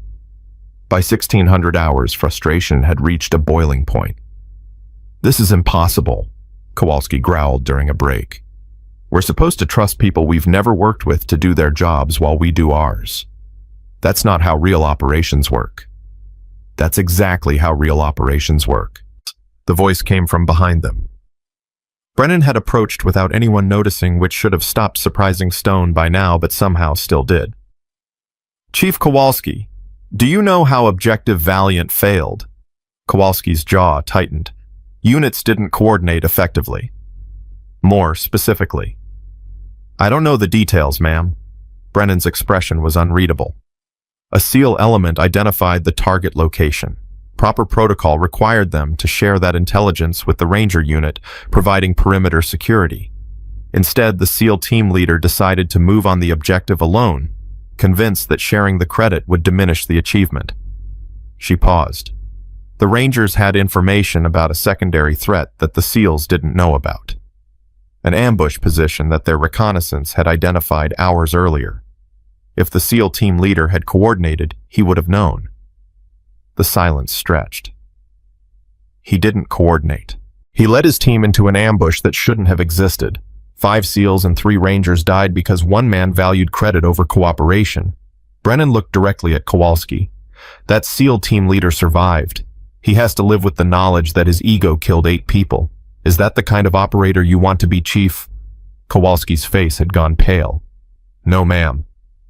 "Then stop treating this like a competition and start treating it like what it actually is. Preparation for the day when your ego might kill someone you care about." The 4th attempt succeeded, not because the operators had become better friends or suddenly trusted each other completely, but because they'd finally understood what Brennan had been trying to teach them. Trust wasn't a feeling. Trust was a decision to believe that the person beside you, regardless of their uniform, their branch, their history, was committed to the same objective you were. A decision to subordinate ego to mission. A decision to recognize that you couldn't do everything alone. Stone watched his SEALs work alongside Rangers and Marines with a cooperation that would have seemed impossible 48 hours earlier. Kowalski deferred to a Ranger team leader's assessment without argument. Torres shared intelligence without trying to control how it was used. Park coordinated with an Air Force combat controller like they'd been training together for years. It wasn't perfect. It was progress. And sometimes, progress was enough. Now, That evening, Brennan gathered all 100 operators for a debrief that would become legendary in special operations circles. "What you accomplished today shouldn't have been possible," she said. 4 units that have spent years competing against each other, treating each other as rivals rather than allies, somehow managed to function as a single integrated force. She looked around the assembly, her gaze touching on faces that were tired, frustrated, but also showing something that hadn't been there that morning. Pride. Real pride, born from genuine accomplishment, rather than assumed superiority.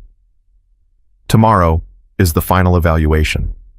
Everything you've learned, everything you've experienced, will be tested in a scenario designed to break you. Some of you will fail. That's expected. What matters is how you fail. She paused. Do you fail as individuals protecting your egos at the expense of the mission? Or do you fail as a team going down together because you tried to lift each other up? Stone raised his hand. Ma'am, you keep talking about failure. Is success not an option? Brennan's smile was cold. Commander, the scenario I've designed has a 12% success rate across all previous iterations. The best units in the world have failed it. Navy SEALs, Delta Force, British SAS, Israeli Sayeret. She let that sink in. Success isn't the point. The point is showing me what you're made of when success isn't possible. That's when character reveals itself. That's when I'll know whether this training changed anything, or whether you'll revert to your old patterns the moment pressure is applied. The silence that followed was absolute. Rest well, gentlemen. Tomorrow we find out who you really are. Stone didn't try to sleep that night. Instead, he found himself walking the perimeter of Training Area Delta, processing everything that had happened in the past 72 hours. 3 days ago, he'd been the commander of what he believed was an elite special operations unit. Men who were the best at what they did, who answered to no one, who believed their training and capability made them superior to everyone around them. Now he understood how wrong he'd been. Not about his team's capability. They were still excellent operators, skilled and dedicated and willing to do whatever the mission required. But about what capability actually meant. It wasn't enough to be good at violence. It wasn't enough to complete missions successfully. Real excellence required something harder than physical skill or tactical knowledge. It required humility. The willingness to acknowledge that you didn't know everything, that other people might have something to teach you, that your assumptions about the world might be wrong. A figure approached from the darkness. Stone's hand moved toward his sidearm before his brain registered who it was. Brennan. Couldn't sleep either, she said, falling into step beside him. No, ma'am. They walked in silence for a while, the only sound their footsteps on the packed dirt. Commander, do you know why I do this work? The question surprised Stone. I assumed it was because someone had to. Someone does, but that's not why I do it. Brennan stopped walking, turning to face him in the darkness. I do it because I've seen what happens when units fail to work together. I've held dying operators in my arms and listened to them ask why nobody came to help them. Her voice cracked slightly. I've written letters to families explaining that their husband, their father, their son died because the people who were supposed to support him were too busy protecting their territory to do their jobs. Stone felt something shift in his chest. Valiant wasn't the first time. No. It was just the one that finally made leadership pay attention. Brennan's expression hardened. 8 bodies tend to concentrate the mind in ways that memos and reports don't. Is that why you gave us a chance instead of just recommending disbandment? Brennan was quiet for a long moment. I gave you a chance because I saw something in your team that I haven't seen in a lot of units I've evaluated. The capacity for change. She looked at him directly. When I walked into your mess hall, I expected exactly what I got. Arrogance, hostility, the assumption that I was nobody because I didn't fit your image of someone important. And we delivered. You did. Spectacularly. A ghost of a smile crossed her face. But then something happened that I didn't expect. When you realized how badly you'd failed, you didn't make excuses. You didn't try to minimize what happened or shift blame to others. You looked at yourself honestly and asked how you could be better. Stone remembered that conversation in his quarters, the long night of self-examination that had felt like surgery without anesthesia. That's rare, Commander. Ego is the last thing most operators are willing to sacrifice. The fact that you were willing to sacrifice yours and push your men to do the same told me that maybe, just maybe, there was something worth saving here. She started walking again, and Stone fell into step beside her. Tomorrow's exercise isn't really about success or failure. It's about showing me that the changes I've seen are real, that they'll hold up under pressure, that when the mission goes sideways, and it will go sideways, your team will reach for cooperation instead of competition. And if we don't, then I'll know that this week was theater, performance for my benefit, and my report will reflect that. Stone nodded slowly. We won't let you down, ma'am. Brennan stopped walking and turned to face him. Don't do it for me, Commander. Do it for the 8 people who died because units like yours couldn't get out of their own way. Do it for all the operators who will die in the future if this kind of training doesn't become standard across the special operations community. Her eyes held his in the darkness. Do it because it's right, not because someone's watching. She walked away, leaving Stone alone with the weight of everything she'd said. Tomorrow would determine everything. And for the first time in his career, Derek Stone understood that success wasn't measured in completed missions or enemy kills. It was measured in the lives of the people standing beside you. The final exercise began at 0400 hours under a sky that hadn't yet decided whether to offer light or keep its secrets. 100 operators stood in integrated formations, the boundaries between service branches deliberately blurred by Brennan's reorganization. SEALs stood shoulder to shoulder with Rangers. Marines coordinated with Air Force PJs. The rivalries that had defined their careers meant nothing here. Only the mission mattered. Brennan faced them with the bearing of someone who had done this 100 times before and never stopped caring about the outcome. The scenario is as follows. A joint special operations element has been ambushed during a classified mission. 12 operators are trapped in hostile territory with dwindling ammunition, multiple casualties, and no extraction timeline. Your objective is to reach them, establish a defensive perimeter, treat the wounded, and coordinate extraction. Since she paused, letting the weight settle. The catch is that you won't know which operators are trapped until you reach the objective. They could be SEALs, Rangers, Marines, Air Force. The question is whether that will affect how hard you fight to save them. Stone felt the words land in his chest. This wasn't a test of capability. This was a test of character. You have 8 hours, Brennan continued. At the end of that time, every operator who reaches the extraction point alive will be evaluated. Every operator who doesn't will be listed as a training casualty. She looked across the assembled faces. 8 hours, gentlemen. Show me who you really are. The first 2 hours were brutal.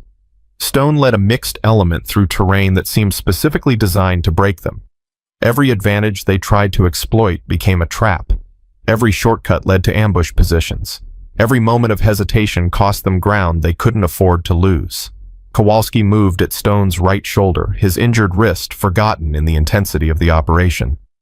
The man who had grabbed Brennan in the mess hall 4 days ago was gone, replaced by someone harder, more focused, stripped of the arrogance that had nearly destroyed his career. Contact front, Torres called over the radio. Heavy resistance. We're pinned. Stone assessed the situation in seconds. Torres's element was caught in a crossfire that would shred them if they tried to advance. The obvious solution was to go around, find another route, abandon the position to avoid casualties. But abandoning Torres meant abandoning the mission timeline. And abandoning the timeline meant the trapped operators wouldn't survive. Webb, I need your Rangers to flank left, draw their fire while we push through the center.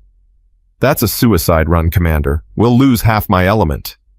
Do you trust me? The question hung in the air for 3 heartbeats. Yeah, Webb said finally. I trust you. Then trust that I won't waste your people. Flank left, draw their fire, but don't engage directly. I just need them looking the wrong direction for 30 seconds. Webb was quiet for a moment. 30 seconds. Don't make me regret this. The flanking maneuver worked. Webb's Rangers drew the simulated enemy attention while Stone led his SEALs through a gap that shouldn't have existed.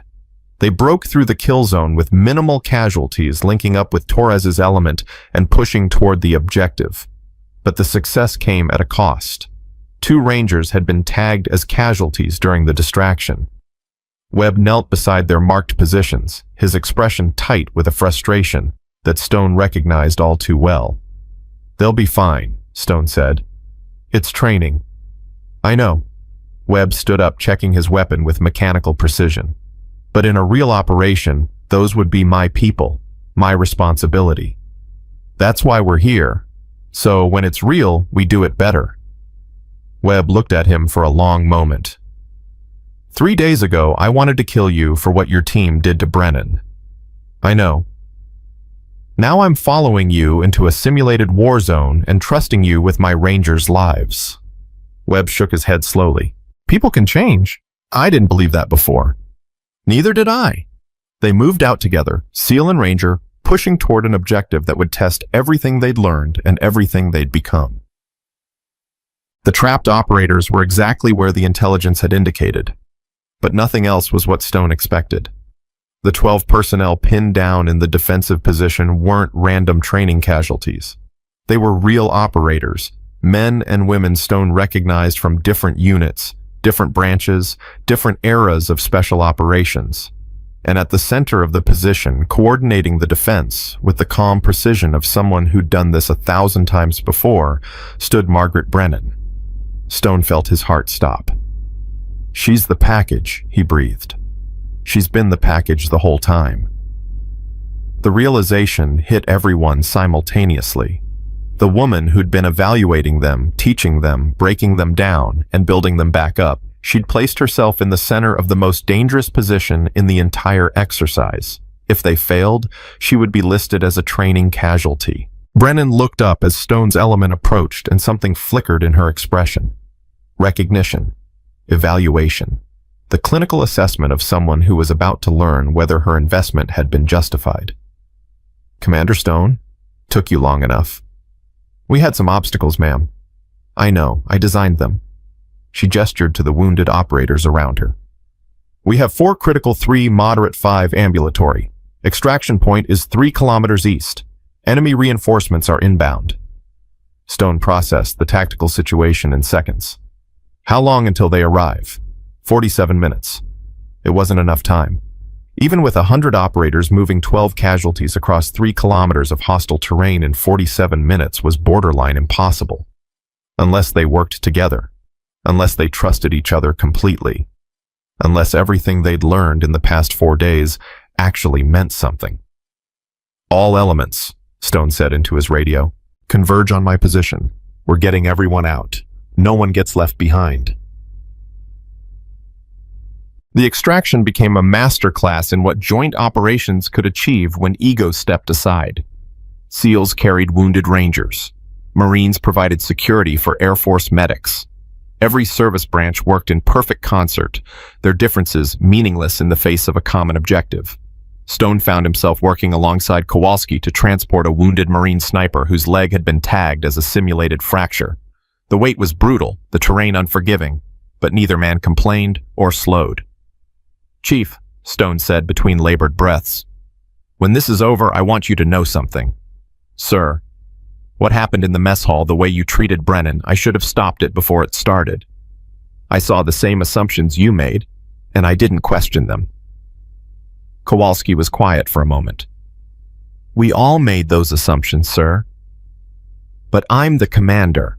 My job is to see what everyone else misses, to question what everyone else accepts." Stone adjusted his grip on the wounded operator.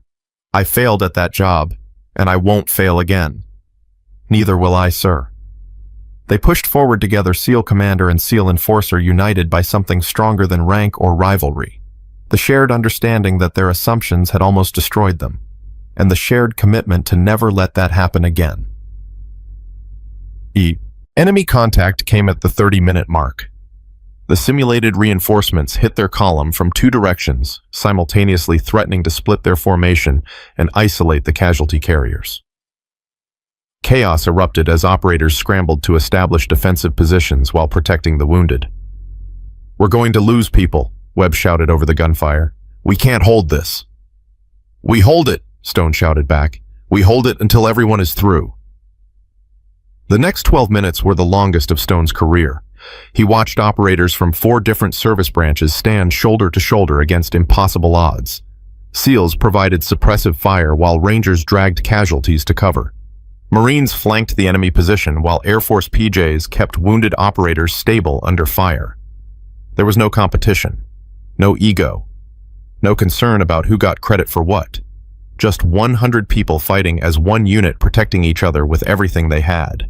And at the center of it all, moving between positions, coordinating response, keeping everyone focused on the objective, was Margaret Brennan, the woman they'd dismissed as a Pentagon bureaucrat, the woman they'd tried to intimidate, the woman who was now risking her own safety to ensure that every operator under her command made it to extraction. The extraction point appeared at minute 43, 4 minutes to spare. Stone's element was the last to arrive, carrying the final wounded operator between them.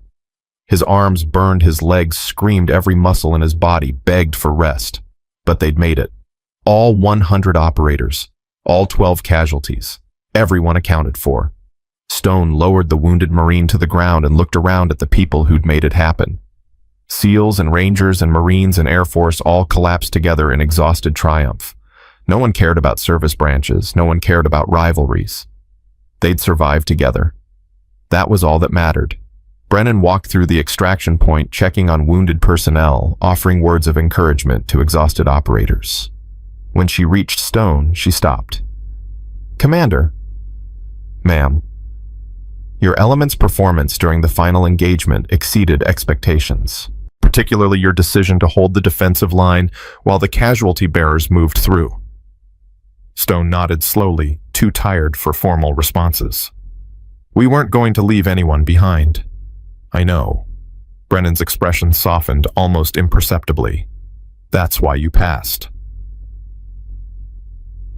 The debrief took place 3 hours later after medical evaluations and equipment recovery, and the slow process of coming down from operational intensity.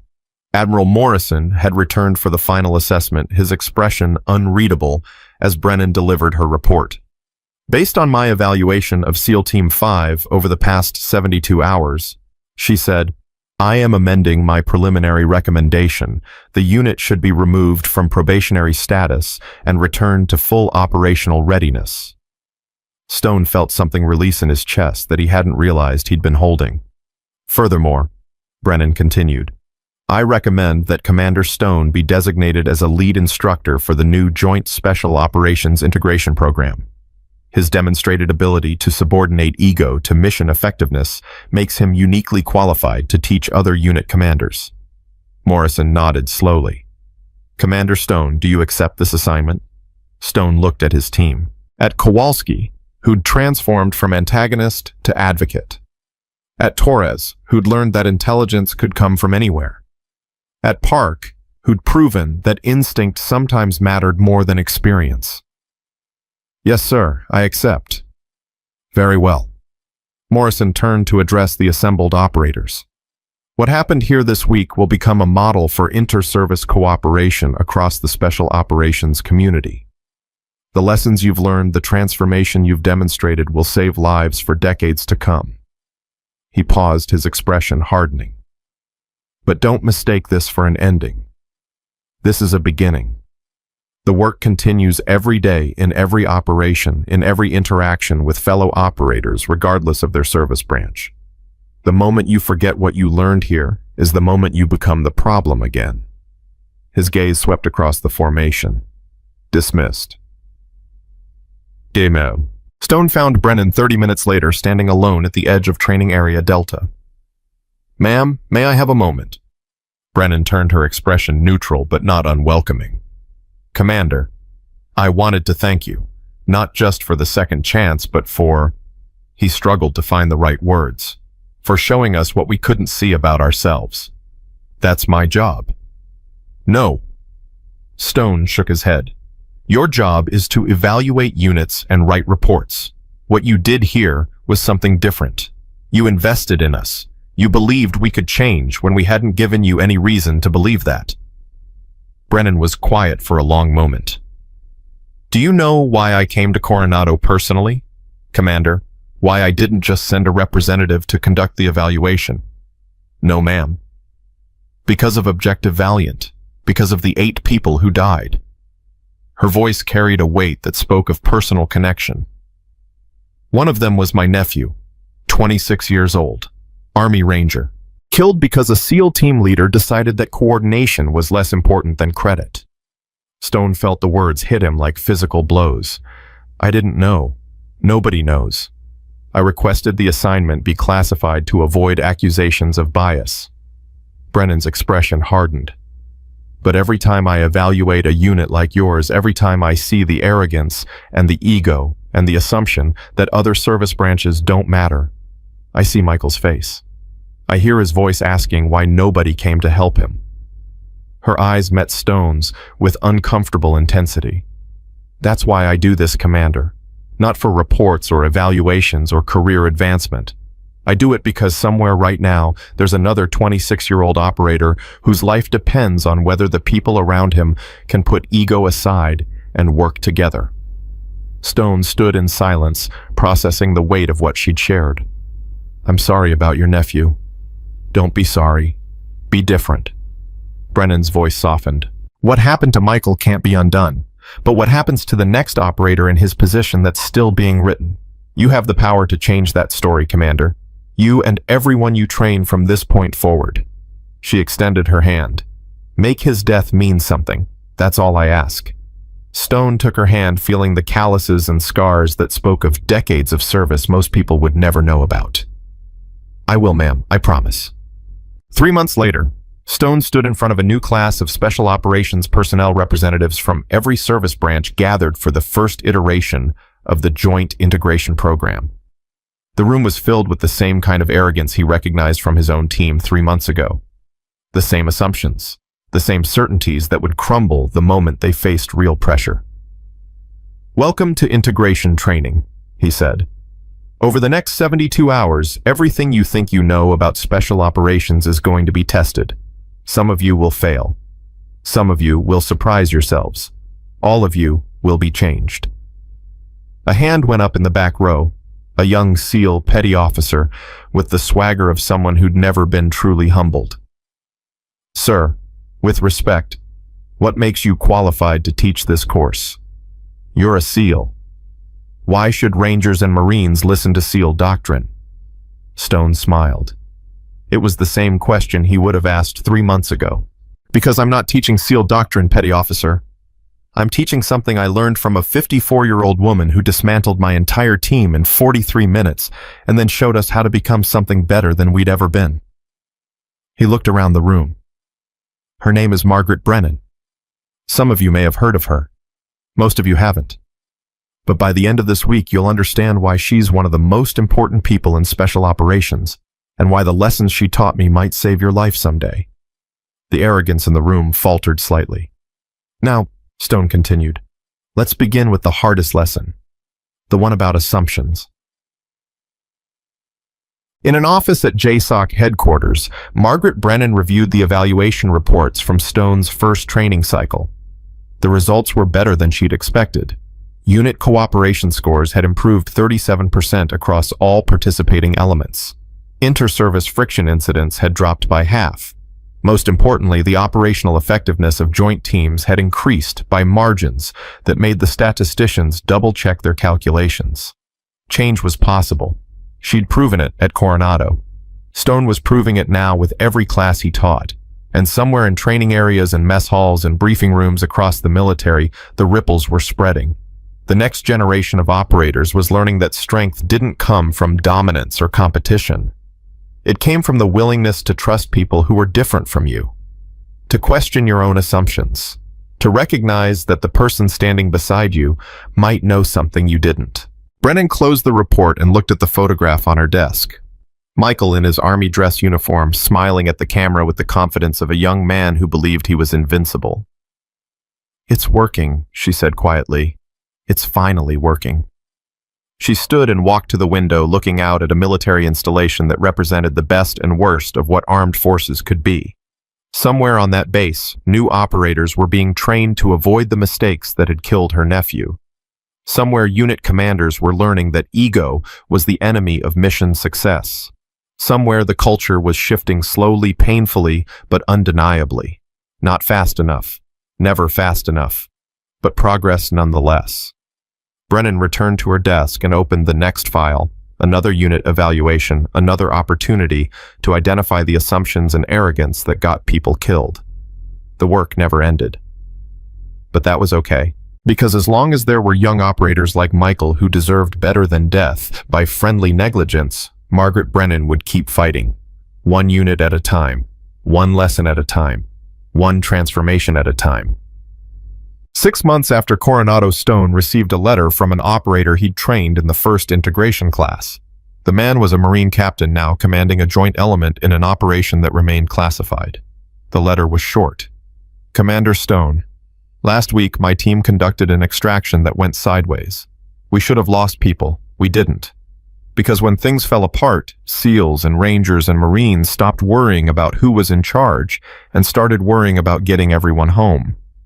I thought about what you taught us, about assumptions, about ego, about trusting people who were different from us. It worked. Everyone came home. Thank you for showing us who we could become. Captain Williams, USMC.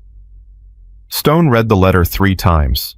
Then he folded it carefully and placed it in a drawer alongside the photograph Brennan had given him at graduation.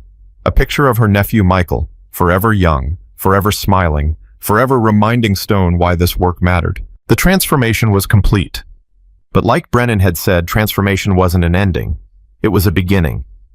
And Derek Stone would spend the rest of his career making sure that the lessons he'd learned from a silver-haired woman who dismantled his ego and rebuilt his understanding were passed on to everyone who crossed his path. Because true warriors weren't those who never failed. They were those who transformed failure into wisdom, arrogance, into awareness and defeat, into the kind of victory that made everyone stronger. And that was a lesson worth teaching for the rest of his life.